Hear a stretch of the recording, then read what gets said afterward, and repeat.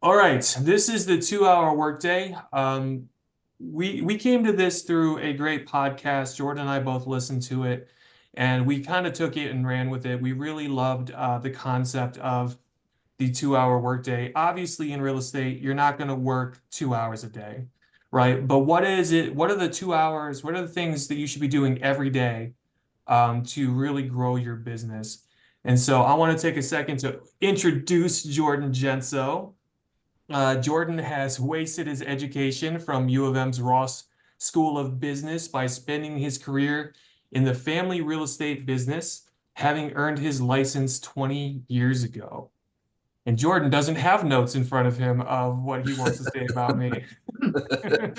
I just know that Rob is the most impressive person in the room today because he always is. The things he's accomplished, I admire, and so I'm happy that to let him take the lead on this class while I just here to bounce things off of, I love literally and figuratively. it. All right, so our objective today is, all businesses struggle with time management. So what should you do? What is important? How to prioritize tasks with trying to grow a career. Um, and we want to get into discussing before we get into the 2 hour workday, the definition between being proactive and reactive. I come from construction, and so I can easily give you an example from construction. Proactive would be maintenance, right? Like you have one of those crappy electrical panels that is push-o-matic, and it's working fine, but you need to replace it because it's going to cause issues in the future. So you replace it. The other side, the reactive, is repairs. The push-o-matic breaks down, wire, the circuits are circuiting, and the wires melt inside your walls, which is a bad idea. So to me, being proactive is getting in front of these issues before they become big issues. On the next page here, we're going to talk about a little bit more about the actual definitions. Proactive is creating or controlling a situation by causing something to happen rather than responding to it after it has already happened. Uh, and then reactive is showing a response to a stimulus, acting in response to a situation rather than creating or controlling it. And so the way I like to think, to distinguish between these two is really in the uh, short-sighted versus far-sighted.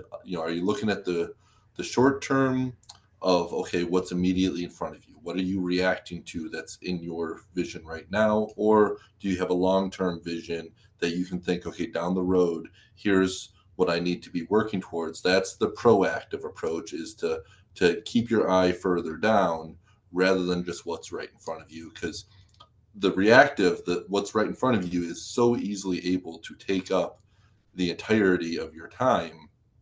But if you allow that to happen where you never look ahead and you don't plan ahead, then it's a self repeating cycle, basically a vicious cycle in which then all you ever end up doing is reactive. Whereas by taking proactive steps, that can free you up in your time, so that way then you don't end up having those things that come up right in front of you and take over. Yeah, I have a note here that says chance favors only the prepared mind by Louis Pasteur. Pasteur pointed out that opportunities granted by chance are only harvested by a prepared mind. Years of training, dedication, and even failure are necessary to prepare a mind. And essentially, what that comes down to is if you've done all the things to be ready for the opportunity, then you're ready for that opportunity. But when opportunity strikes, say you have a chance to invest in, $100,000 house that if after you put 50 grand into it, you could sell it for $300,000. You know, that opportunity is going to come. Those opportunities show up. Well, being prepared is you've saved the $150,000 that you need to buy that house. And you're sitting there like, yep, I've been waiting for this opportunity versus, oh crap, what am I going to do? You call your uncle, your brother, your cousin's nephew, and you try to figure it out. So being prepared, the 2 hour workday is a way to get you prepared for all the things that come up in a career. Particularly this class is more about real estate, but in any career, being prepared for those opportunities. So there's a name for this. Jordan is super smart and might remember it. I don't remember what this is. I know it's the four quadrants. I remember it from Kiyosaki, but I don't remember what it's actually called. Jordan, do you? You're on the Darn it, I don't. Ah, Uh, you're but not as smart as I thought you are. All right, so the four quadrants. So there's four of them, obviously. I just said four like four times. Important and urgent. Then there's important and not urgent. Then not important and urgent, and not important and not urgent. And so some examples here of important and things that you have to do. Your favorite TV show is about to start and you can't find the remote control anywhere.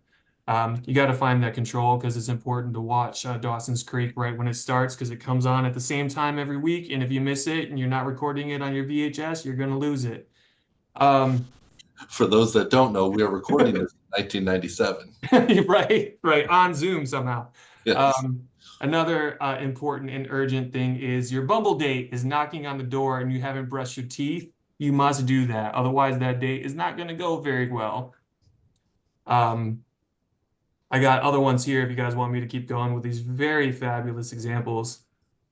The important but not urgent would be your Netflix subscription is expiring next month and you need to plan your binge watching schedule accordingly.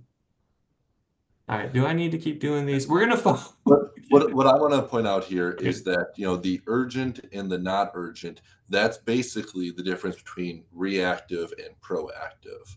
The not urgent stuff, that if you do it now, you're planning ahead for the future. You're being proactive and tackling the stuff that's in the not urgent category. The stuff that's in the urgent category is the stuff that you are reacting to.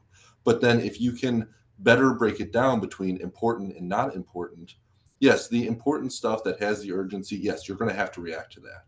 But if you can break that habit of then also responding and reacting to the not important stuff, if instead you shift whatever time you would be otherwise utilizing on those things, and instead you shift that to the important, not urgent, proactive things you can be doing, then just by shifting your time in that way, finding somebody else to delegate that not important, urgent stuff, let them react to it. But you focus on the important yet not urgent. That's the crux of this 2 hour workday, is that quadrant up there in the top right. Right, because you're constantly forgetting about it. You're not getting to anything that's urgent, right? I mean, anything important that's not urgent. You're not preparing for the next opportunity because you're always putting out fires. So we want to give you the space, give you the structure to spend time into things that are important for you, and then you can get to reacting later on the rest of the day. All right, so moving on to this, the definition of the 2 hour workday. We're going to clearly define tasks that exist solely in the not urgent but important column. These tasks should include education, planning, and study. In no way should this time include the execution of any external communication or work. This is setting aside time for you to do the things that are not urgent. An uninterrupted time, completely focused on making you the expert in the field with a plan of action. We're going to give you a structure here, and I suggest that you follow the structure right off the rip so that you are structured. But as time goes by and you start to see that you might need to spend some more time in other places, feel free to change it. But we do suggest that you have the solid structure, you stick to it, you stick to the time until you kind of get good at this and then start to change it to fit more of what it is that you think you need. All right, so jumping into the next part,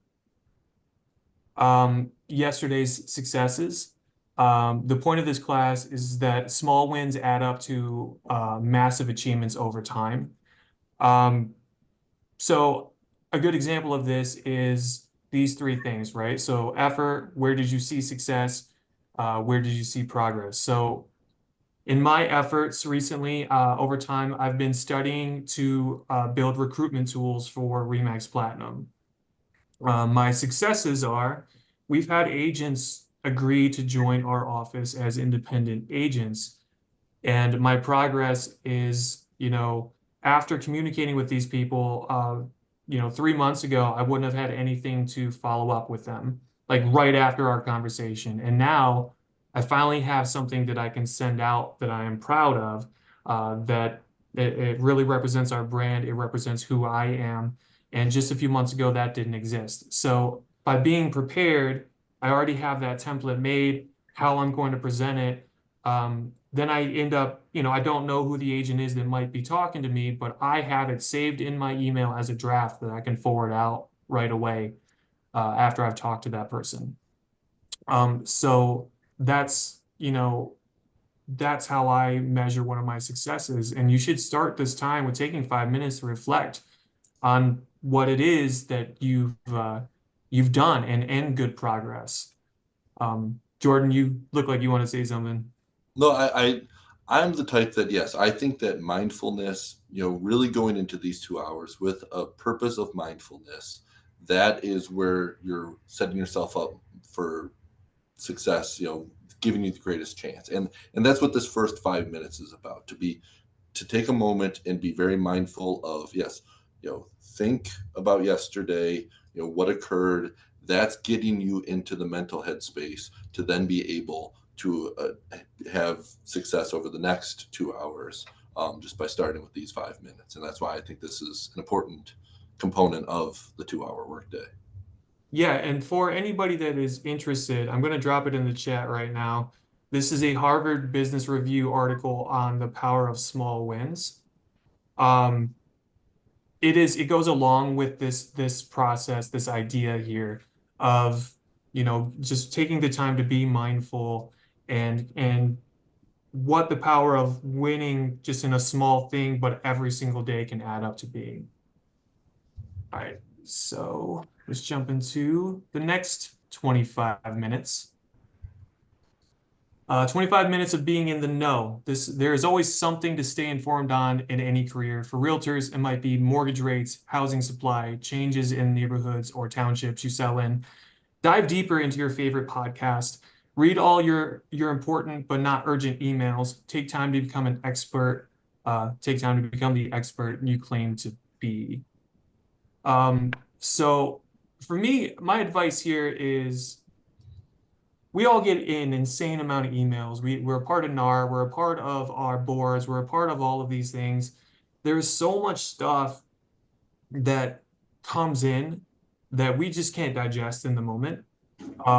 I use my email and I flag stuff. When I get something, I quickly glance at it, I get that vibration in my pocket and I see the notification.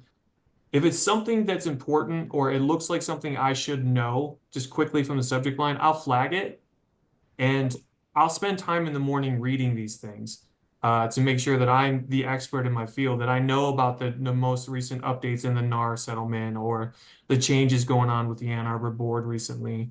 I don't just end up not being in the know, and then I'm in a conversation later with other realtors who are talking about this thing that I have no idea about, and I'm trying to recruit them. I gotta look like I know what's going on in our industry.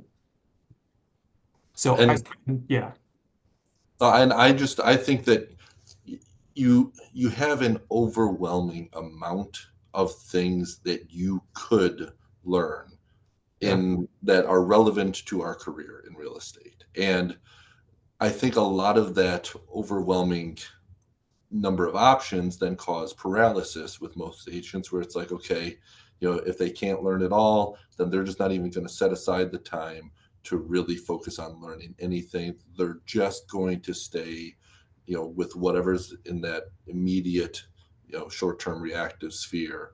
But 25 minutes, everybody should be able to find the time to set 25 minutes aside and just decide, okay, yes, this is the amount, and it's totally sufficient that this is what I am going to invest into improving my knowledge base and my expertise. And so even if it's just as simple as making sure that, okay, you have yourself set up on a search result as though you're a prospective buyer yourself, and just knowing every single listing that hits within your community. So that way, then if you get that random phone call later on in the day, from one of your clients, and they're like, oh, that home that just hit over on Hollywood, that what do you think of it? You've already actually taken the time during this 25 minutes to know about that listing because you're a market expert in your community. And so by being able to not tell your client like, oh, I'll have to take a look at it, get back to you, but to already be prepared. That's that proactive, long-term vision to make it where then the reactive situation that came up of, oh, your client's asking about it, you don't have to put it on your short-term to-do list. Okay, I need to now go look up this house and then figure out what it is and then contact my client and have another conversation with them. I can in one conversation get done by being proactive with this 25 minutes what would otherwise take two conversations and shift where my time is being spent later on. I love that. That's perfect. And then just so you guys have some other resources for this, NAR has a podcast, spending some time listening to that podcast. Rev Real Estate has a podcast, so that, um, even if you're not spending time inside these 25 minutes, we do suggest you carve out 2 hours. You're sitting at a desk doing your things, but you're on your drive into work or whatever it is, listen to those things so you can be the person in the know. And those are just a few examples of things that can help you really, grow your business and be prepared for whatever conversation might come up. All right, so next is 30 minutes of mastery. This is something I think that is lost in real estate. I really believe that every single career has programs and tech created to make life simpler. We're going to suggest to you that you write them down. Um, and you decide on an order. Discuss with your colleagues. We're going to take a second here to discuss ourselves what it is that we think is most important in a pyramid format of what you should be paying attention to, what you should know inside and out when it comes to the tools that you have inside of real estate. And so this next one, Well, I just got to say it's a bit ironic because I know we had done this class a couple weeks ago, and it planted this idea into my own head. And I was recently just, I made a list of all of the different systems that I've been interacting with on a day-to-day basis. And I have, Showing Time and their new system, KV Core, Dotloop, Teams, Wolf Connect, Canva, Trello, the MLS, both with Remine and Flex and SentryLock and Cubicasa and Earnest and MailChimp, all these different that I started making a list because it's like, yes, I know that currently just right now, I am touching each of these at some point throughout the week. And it's a lot. It's a lot of systems. I now need the first step is writing it down, and now I need to do the next step and create this pyramid that we're going to be. You can go ahead and present. yeah, so this is, the pyramid of mastery. We suggest that you start at the top. These are by no means how this should be, what order this should be in. These are just, as your trainers, it's like, okay, like you need to have learned your MLS by now, right? But I've met agents that are highly successful, sell a lot of real estate, and they can't go find a listing to save their life in their own MLS. I think that that means that they should be spending some 30 minutes a day learning something. But your multi-listing service, I do think that it's hard to call yourself a professional in real estate if you don't know how to use your local MLS correctly. Um, you're not going to find the seller's disclosures and the lead-based paint stuff and all the little pieces of information for your clients if you don't know how to use this. And along with that MLS system, having the electronic signature system or whatever it is that you're utilizing to actually uh, write up contracts, that is another system. And the whole point of this pyramid is when viewing it, what's at the top is most important. Before you work your way down and broaden out your skills, you need to make sure that the top components are things that you have a solid mastery of, because if you spread yourself too thin and you're worried about all the stuff lower down but you still can't do what's up at the top, then you have, yeah, you just have spread yourself too far, and it's not going to, you haven't yet mastered the things that are truly important to succeeding in this career. Yeah, the agent that knows how to use Canva but not MLS is not a very well prepared agent. And so we there's this law of distraction, and it says that when you get distracted, it takes 22 minutes to get focused back on the thing that you're originally working on. And so that's why we're suggesting that you take the 30 minutes and you carve it out completely and you focus on the one thing. I really don't think it's a good idea for you to think that you in your 30 minutes you're going to go into KV Core and you're going to go into showing time and you're going to also go take a slam class. Like that's a terrible way to go into mastery of a subject. Carving out 30 minutes, having it undistracted, starting from the top. I need to know how to use my MLS. Once you've mastered that, okay, what are all the tips and tricks on how to use showing time at a different level? Can I help my buyers or my sellers get the showing time app on their phone so that they can see the same thing that I'm seeing and look at their appointments in a different view? Do I even know how to do that? And then, and what's not on here, and Jordan pointed out, I didn't type it in, is things like dot loop or transaction desk so that you can request signatures and get those offers in quick. And when your client calls you because they're 95 years old and they don't know how to e-sign something, you have it in your head because you've studied how to use the program. You can walk them through that even though you're out to dinner.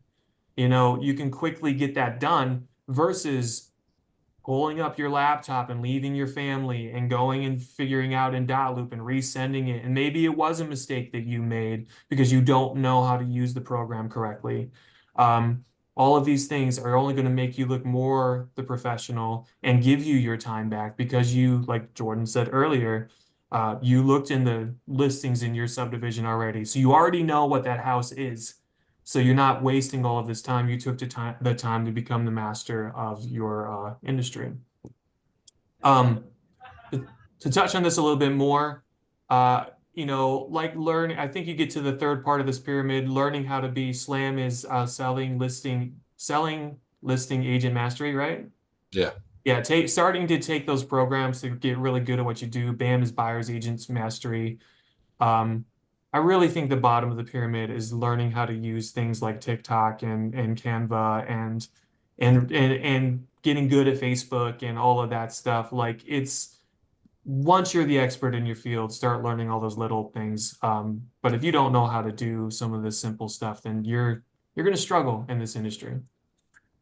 Yeah, I do think the bottom is a lot more of the flashy stuff that is not actually the job that we do, but it's what a lot of agents wish the job was. Right. Some of us wish that the job was just, being out there on, on social media. But no, we need to actually know how to function as agents who can do the job as experts in knowing how to operate the various systems that are actually related to showing homes and helping promote them and helping to sell. Cool. So 30 minutes of strategy is next. We recommend that you use this. Is this called an acronym, Jordan? Uh, it's Let's not look stupid. Let's not talk about it. So we're gonna use an this. initialism. Okay, I was gonna find that word. Um, so you're gonna strategize what you're gonna do in real estate, like clearly define a future goal so that you can work towards it. Make sure it's measurable. Lisa Regato talks about this a lot. Make sure that it's measurable, something that you can quantify. Make sure it's something real, like just saying that I want to be the next $1 million agent in the area, is that achievable? Like, and what I mean by that is, of course, it's achievable, but are you going to sacrifice the family time? Are you going to sacrifice the evenings and weekends?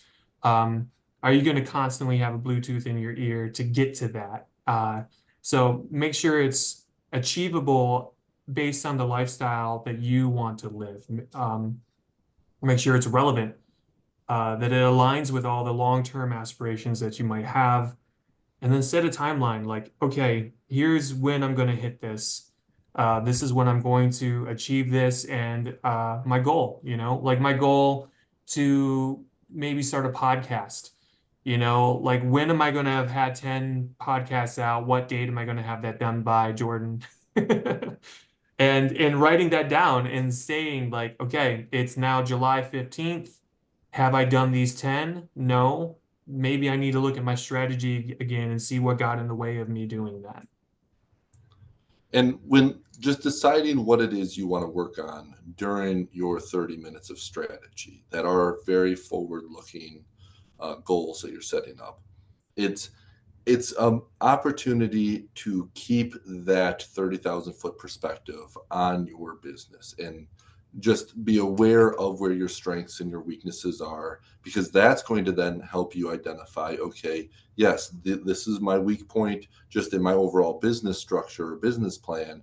That's then what I need to be focusing on with these 30 minutes of strategy, is improving that. So let's come up with a smart goal that I can work towards, so that way then once I've achieved it, we can then again reevaluate, from a big picture perspective, where's my next weak point?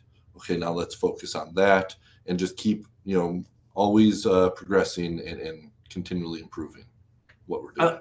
I like that you said the 30,000 foot view because this is where I think journaling could be very helpful to people, a business journal. I have a Google Doc that is a living document that I go into when I have, inspiration or thoughts or just ideas that come to me. Because, you have these great ideas, but then you don't write them down and a couple hours go by and you're like, what was that? I thought it was awesome. And then you can't retain it. You don't remember it. So I have a Google Doc that is basically a living journal for my business career. And, during these 30 minutes, taking that and sitting down inside of, taking that doc and then grabbing those ideas and turning them from dreams into goals or aspirations into achievables, is a really great way to spend this 30 minutes so that you're actually coming to the table already with something that you want to think about versus just like, okay, Rob said to do 30 minutes of strategy. Cool.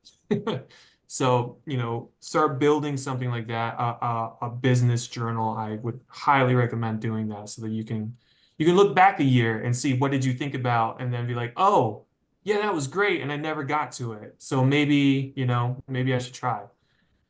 So that's my advice in this one. All right. So 15 minutes of updating. This is more about realtors. We have all these programs and systems and CRMs, and we don't update them. Like if you talked to Sally yesterday about a property, and she's like, you know what though, I don't think I'm ready to buy. I think I'm gonna buy. I'm gonna think about buying again in 6 months. We have the tech that you go into Sally's KV core and you make a note with an alarm that says, okay, 5.5 months from now, 5 months from now, reach out to Sally. This is a house she was interested in. She said she wasn't ready now, whatever. And then all of a sudden, 5 months goes by and your phone gets a notification and it says, hey, you should call Sally for this. You're not going to retain that for 5 months. That's not staying in your head at all. But because you took the 15 minutes to update some of these things from yesterday, you now have that opportunity. That's a sale that could potentially happen that you are going to absolutely forget about. So with 15 minutes a day, updating these systems, it's really going to help you strategize and be prepared for opportunity. And what I think is so important about this is recognizing, I mean, you're setting aside 15 minutes, 1% of your day is to recognize that your database is a living, breathing thing. It is not, it should not be stagnant. And so to set aside 1% to just understand, okay, yeah, I know the database that I had a week ago should be slightly different than I have today and should be slightly different than what I have a week from now. Because if every day I'm just, acknowledging that changes are occurring at all times within this database, that's what can be done with just 15 minutes. You don't have to spend more time than that. I know a lot of agents, myself included, for years I put off ever really focusing on organizing my database, and it just got overwhelming. If instead, once you get it where it's good, and then you recognize, hey, just 15 minutes a day, and then it will forever be good. I won't get stale, because that's what you don't want, is a stale database, because that then totally loses a lot of its value. So setting aside 1% of your day to just keep your database updated, that is a foundational component for how we as real estate agents should be operating, because this is a relationship business, and your database is the technical equivalent of those relationships that you're building and have built. Yeah, two things on this. One is I talked to a database manager for a large company, Amazon actually, AWS, and he said that their database erodes at about 5 to 10% a year. So you go 2 years without touching it, and potentially 20% of your database is already just obsolete and not up to date. People move, things change, people have divorces and get married, all of that. So and you're gonna miss easy things. So say somebody buys a puppy, or hopefully adopts a puppy and so it's the gotcha day for that puppy, and that it's May 15th, right? And then you put it into your CRM and it says in 2025 on May 15th, call them and wish their puppy a happy gotcha day. Do you know how far that goes in relationship management? But if you don't make that note, again, a year's going to go by and you're not going to remember. And I think that these are missed opportunities in real estate as we build these relationships to really connect with human beings. Use the tech to get there. I think that's a perfect example. Cool. So 15 minutes for today's goals. Okay, so you are not actually sending text messages. You're not actually making phone calls with this, okay? But you are taking 15 minutes to state what it is that you are going to achieve today. Tomorrow, you're going to spend 5 minutes reflecting on that you achieved these goals, that you got this done. So what are the things? It's like, are you sending out 2 texts to somebody in your CRM? Are you checking on that friend that seems off? Like, you're there, you're thinking about it, and like, man, Jordan was a little weird yesterday in this conversation. Maybe I'm just gonna make a note to call Jordan today and make sure he's all right. You know, this is, again, real estate. The thing that Jordan just said is that it's relationships. It's not transactions and names on a piece of paper somewhere. It's relationships. And so taking the time to write these goals down and be prepared for what you want to accomplish by the end of the day is very important. And I love this part. It's like, what is worth accomplishing today that makes you proud of yourself tomorrow?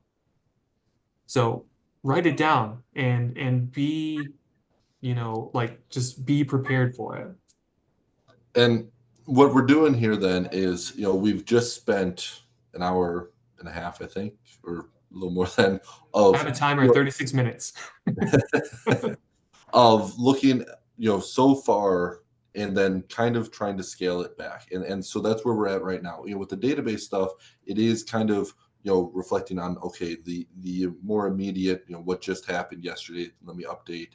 Now it's okay, it's still a proactive knowing what's going to be reactive today, or proactive in order to just on this short term, what are the things that we want to accomplish for the remainder of the day, to get your mindset shifted back to that at this point, then helps you then, in a little bit transition and start taking the time to do the checklist that we're building during these 15 minutes. Yeah. Yeah. All right. So I'm going to take a second, and if anybody has any questions, feel free to unmute yourself.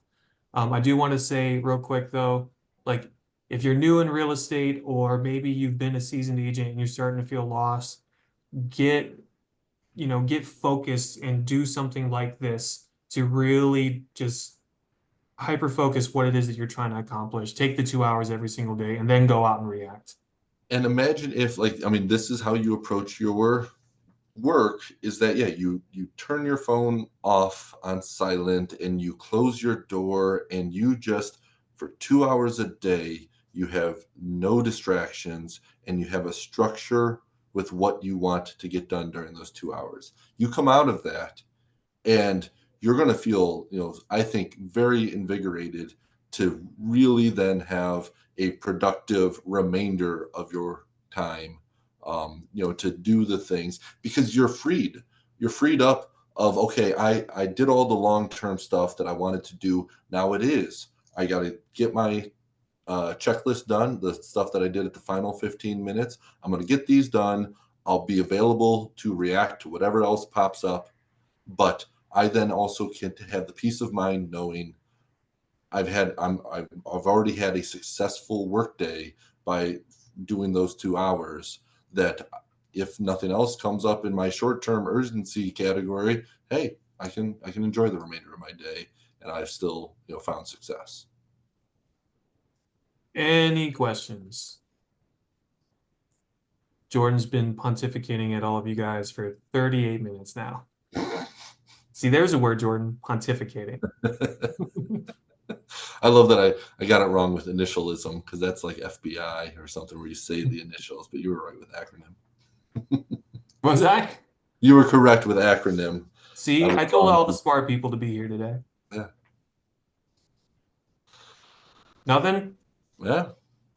Cool, guys. That is the end of our class. Let's have a great career, not hobbies. All right, I am going to end this recording.